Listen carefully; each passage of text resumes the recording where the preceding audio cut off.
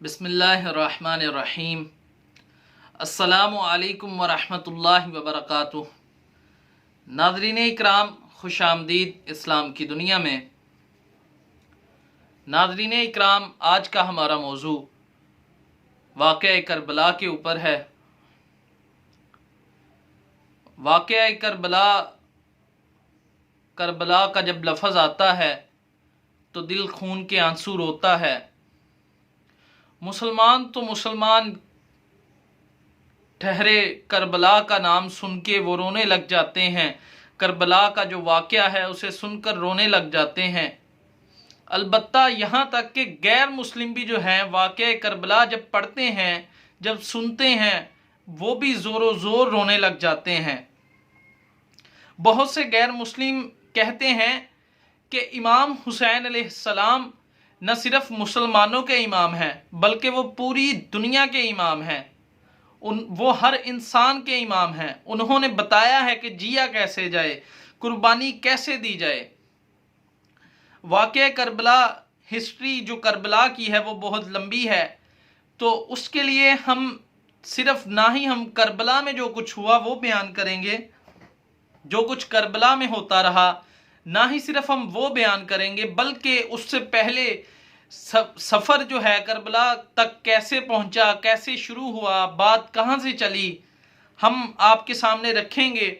और इसी के लिए हम आपको छोटी छोटी वीडियोस में हम पार्ट्स बना के आपके लिए अपलोड करेंगे ताकि आसान तरीके से आप जो वाक़या करबला है उसे पढ़ सकें और जान सकें इस बात को।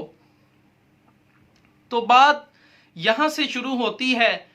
हुसैन इब्न अली रज़ियल्लाहु ताला अन्हा मक्का में थे कि इनके पास अहले कूफा के चंद लोग आए आपके पास और कहते हैं आप हुसैन अलैहिस्सलाम से कि हम लोग अहले कूफा जो हैं वो कहते हैं हम लोग आप पर यकीन किए बैठे हैं, हम लोग आप पर भरोसा किए बैठे हैं, हम वली कूफा के पीछे नमाज जुम्मा में शरीक नहीं होते, आप हम में आ जाइए।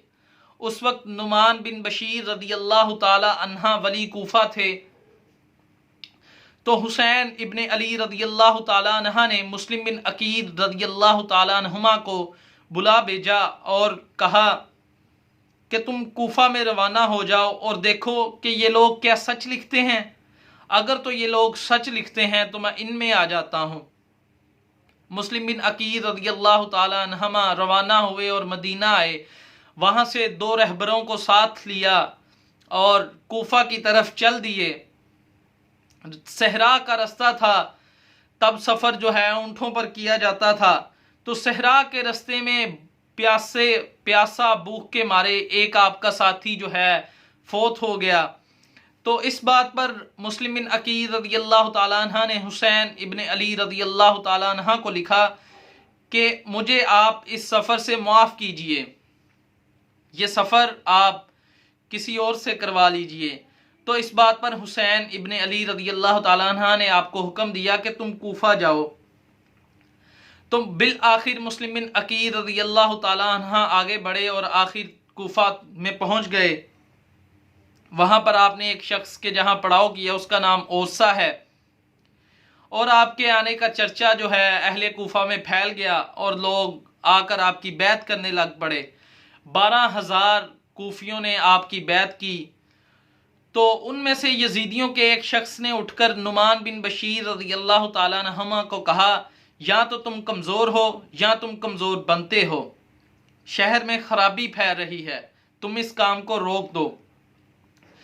तो इस बात के जवाब पर नुमान बिन बशीर रज़ियल्लाहु ताला अन्हा ने यजीद का आदमी था उसको ये जवाब दिया, अगर तो मैं एताते खुदाबंदी में रहकर कमज़ोर समझा जाता हूँ तो ये बेहतर है मैं खुदा की नाफरमानी करके ताकतवर समझा जाऊँ, तो इससे ये बेहतर है कि मैं फर्मा बरदारी में रहकर कमज़ोर समझा जाऊँ।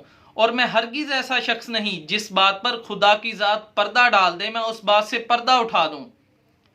ये जो तकरीर थी यजीद के बंदे ने यजीद को लिख भेजी। तो यजीद के पास जब ये मामला गया तो यजीद का एक गुलाम जिसका नाम सरजोन था वो سرجون جو تھا بڑا چلاک ہوشیار آدمی تھا، اور یزید اپنا تمام مشورہ، ہر بات کا مشورہ اپنے اسی غلام کے ساتھ کرتا۔ تو یزید نے سارا واقعہ یہ سرجون کو بتایا۔ تو سرجون نے کہا اگر معاویہ زندہ ہوتے تو تم کیا ان کی بات مانتے؟ تو یزید کہتا ہاں ضرور، میں ان کی بات ضرور مانتا۔ تو سرجون نے کہا پھر کوفہ کے لیے سب سے بہتر شخص عبید اللہ ہے۔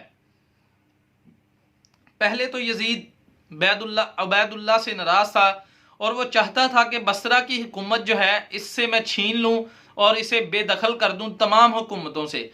لیکن اب یزید نے جب اس کو مطلب تھا تو اس نے سرجون کی بات مانی، اور اس نے عبید اللہ کو لکھ بھیجا کہ میں تم پر راضی ہوں، میں تم پر خوش ہوں، میں تمہیں بصرہ کے ساتھ کوفہ کی بھی حکومت عطا کرتا ہوں، تم جاؤ کوفہ میں اپنی طاقت کے زور سے اس میں حکومت اپنی قائم کرو، اور جب تمہیں مسلم بن عقیل رضی اللہ تعالیٰ عنہ کا پتہ لگے ان کا پتہ لگواؤ، جب پتہ لگے ان کو قتل کر دو۔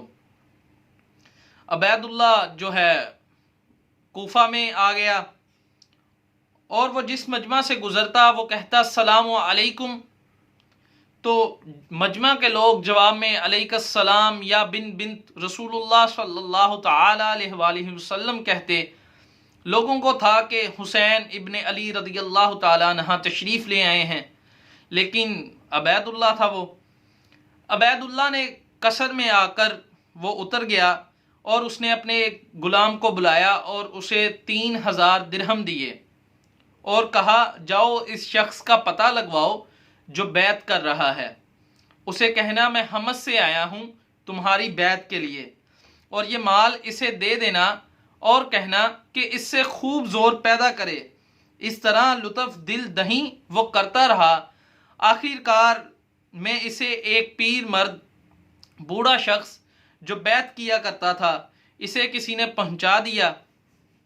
وہ اس سے ملا اور اس نے یہ سب حال اسے بیان کیا۔ شیخ نے کہا میں تمہارے ملنے سے خوش تو ہوں، لیکن مجھے ملال بھی ہے، مجھے دکھ بھی ہے، رنج بھی ہے۔ خدا نے تم کو ہدایت کی، اس سے تو دل بہت خوش ہو رہا ہے، لیکن ابھی تک ہمارا کام استقام نہیں پہنچا۔ یہ کہہ کر وہ شیخ غلام کو جو ہے اندر کمرے میں لے گئے اور اس سے مال لے لیا اور اس کی بیعت لی۔ غلام نے عبید اللہ کے پاس جب وہ واپس آیا اور آ کر یہ سارا حال اس نے عبید اللہ کو بتا دیا۔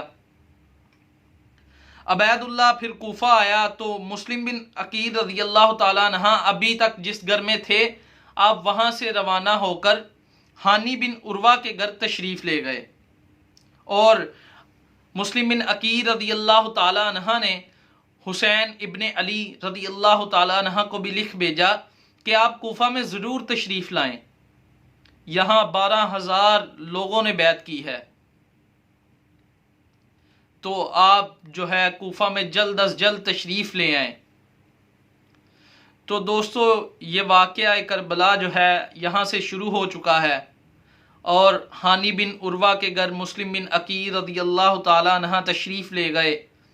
کل ہم اس موضوع سے آگے بات کریں گے۔ اللہ تعالی ہمیں ٹھیک ٹھیک جو بات ہے آپ تک پہنچانے کی توفیق عطا فرمائے۔ اس میں آپ ہمارے ساتھ تعاون کریں، بات کو جو ہے زیادہ سے زیادہ شیئر کریں، کیونکہ اکثر لوگوں کو صرف واقعہ کربلا پتہ ہے، جو کربلا میں گزرا، جو کربلا میں ہوا، کربلا میں جو ہوا وہی پتہ ہے۔ کربلا شروع کیسے ہوا، سفر کیسے شروع ہوا، یہ لوگوں کو نہیں پتہ، لوگ یہ بات نہیں جانتے، بہت کم لوگوں کے علم میں ہے۔ تو یہ بات ہم آپ تک ساری ضرور پہنچائیں گے۔ اللہ تعالی ہمیں مولا حسین علیہ السلام کی غلامی نصیب فرمائے۔